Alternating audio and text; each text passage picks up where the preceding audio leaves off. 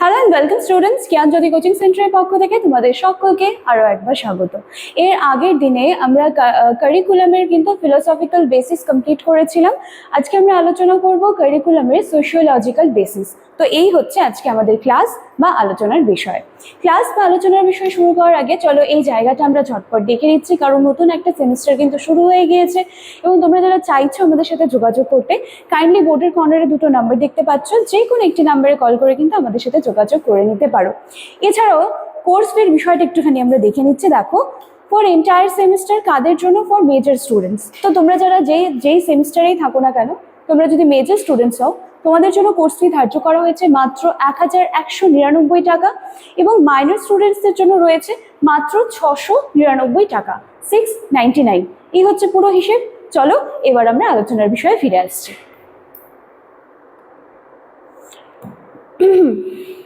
দেখো, basis of curriculum, যার মধ্যে সোশিওলজিক্যাল বেসিস, এটা নিয়ে কিন্তু আজকে আমরা আলোচনা করব।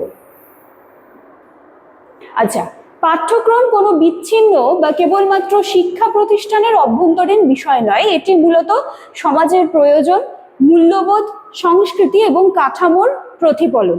তাই তো?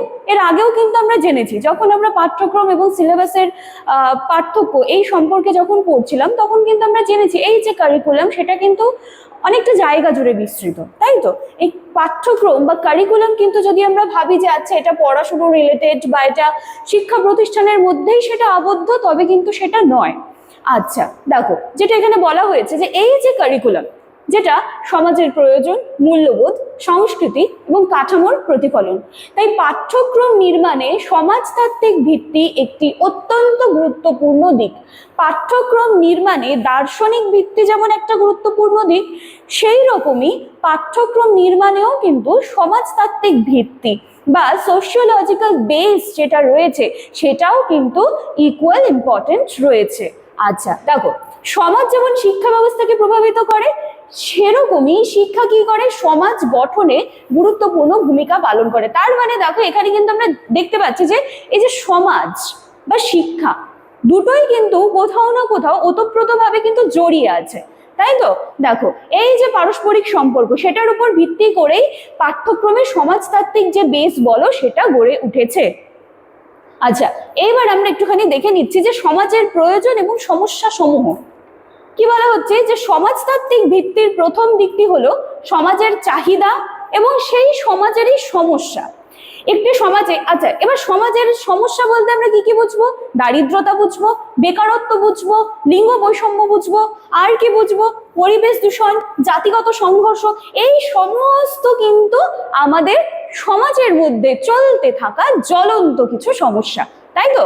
আচ্ছা, পাঠ্যক্রমের লক্ষ্য হওয়া উচিত শিক্ষার্থীদের এই সমস্যাগুলো সম্পর্কে কিন্তু কি বলবো, যে পরিচিতকরণ, যে তুমি যে সমাজটায় রয়েছো সেই সমাজে কিন্তু এই সমস্যাগুলো রয়েছে এবং যেইগুলো তুমি কোথা থেকে জানতে পারবে?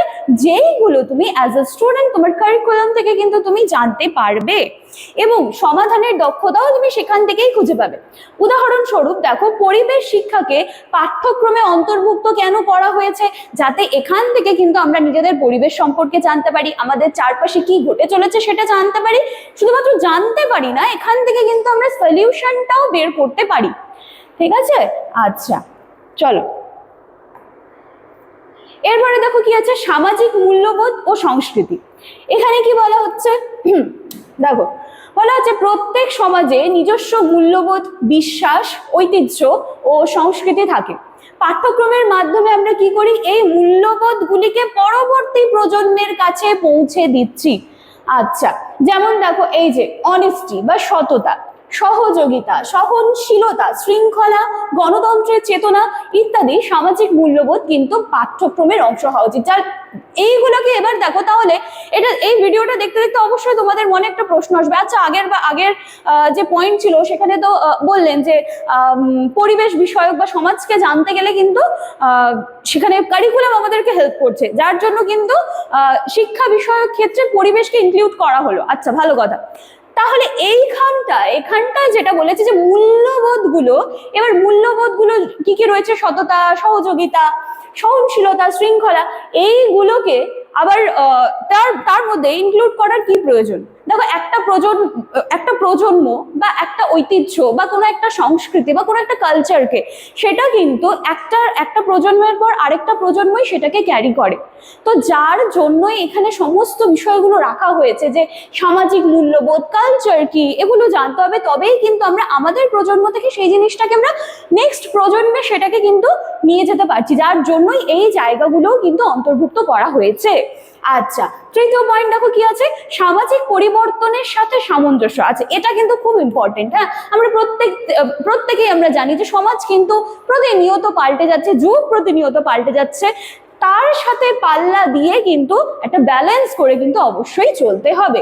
দেখো, সমাজ স্থির নয়, যেটা আমি বললাম, এবং সেটা কিন্তু অবশ্যই পরিবর্তনশীল। প্রযুক্তির উন্নয়ন বলো, নগরায়ন বলো, বিশ্বায়ন বলো, মোস্ট ইম্পর্টেন্ট নারীর ক্ষমতায়ন, সমস্ত দিকেই কিন্তু সমাজের নিত্য নতুন চাহিদা কিন্তু সৃষ্টি হচ্ছে। সমাজতাত্ত্বিক ভিত্তির অন্যতম কাজ হলো এই পরিবর্তনের সাথে পাঠ্যক্রম যেটা রয়েছে বা কারিকুলাম যেটা রয়েছে তার সাথে একটা সুন্দর করে ব্যালেন্স তৈরি করা, তাই তো?